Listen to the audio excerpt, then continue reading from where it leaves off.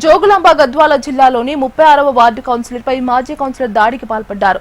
వార్డులో పెన్షన్లపై విచారణ జరుపుతున్న సమయంలో కౌన్సిలర్ సునీత ఆమె భర్త రాముపై మాజీ కౌన్సిలర్ భర్త నర్సింహులు దాడి చేశారు.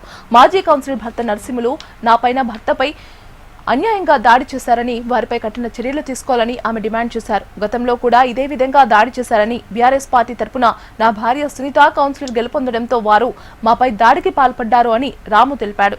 దాడి చేసిన వారిపై కఠిన చర్యలు తీసుకోవాలని కౌన్సిలర్ సునీత పోలీసులను కోరారు.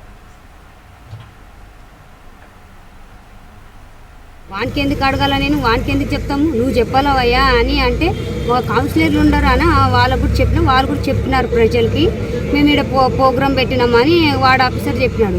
సరేలేని మేము ఆడికైనా ఊకున్నాం, ఎందుకు ఆయనతో అనుకోకలే అని ఊకున్నాక నేనుండి నువ్వెందుకన్నా అట్లా సీరియస్ అయితే చెప్పుకున్నాం. మేము ప్రజలు మమ్మల్ని అడుగుతారు కానీ నిన్నెందుకు మేము అందరికి చెప్పినాము, అందరు వచ్చి అందరితోనూ మేము అందరివి చేస్తాము, నువ్వు మాట్లాడొద్దు అంటే నువ్వెవరు, నువ్వేం చెప్తావు అని అంటే ఆమె కౌన్సిలరు ఎట్లా మాట్లాడాలో తెలియదు అని మా ఆయన అంటే నువ్వెవరు చే కుక్క అని ఆయన చంపబట్టి కొట్టినాడు సార్.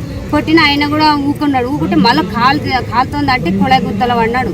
కొళాయి గుంతలు పడిన తర్వాత ప్రజలు మా వాళ్ళు అందరు వచ్చి అట్లా తప్పు అట్లా కొట్టొద్దు, ఏం అవసరమా అంటే ఇంకా వాళ్ళ తమ్ముడు కూడా వచ్చి నువ్వేం నువ్వు ఎంత నేను కొడతా చూడరా అని వాళ్ళ తమ్ముడు కూడా వచ్చి వాళ్ళ తమ్ముడు అయిన తర్వాత వాళ్ళ కొడుకు వచ్చి వాడేమి వానికి అవుటికేం చెప్పాలి, కుక్కలు అవి అంటాడు సార్ వాళ్ళతో.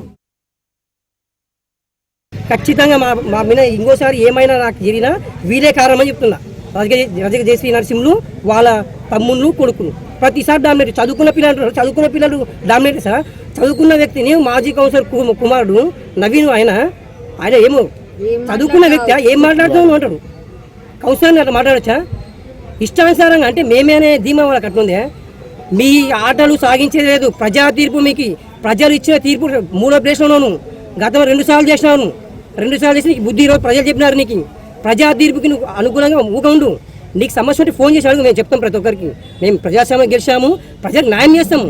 మాకు తెలుసు ఎవరికి పని చేయాలి ఎవరు చేయాలి. మీరు ఏదో ఉద్దేశం మనసులో పెట్టుకొని మేము గెలిచినా మీరు ఓడిపోయినారని ఏమి ఇష్టానుసారంగా మాట్లాడాము.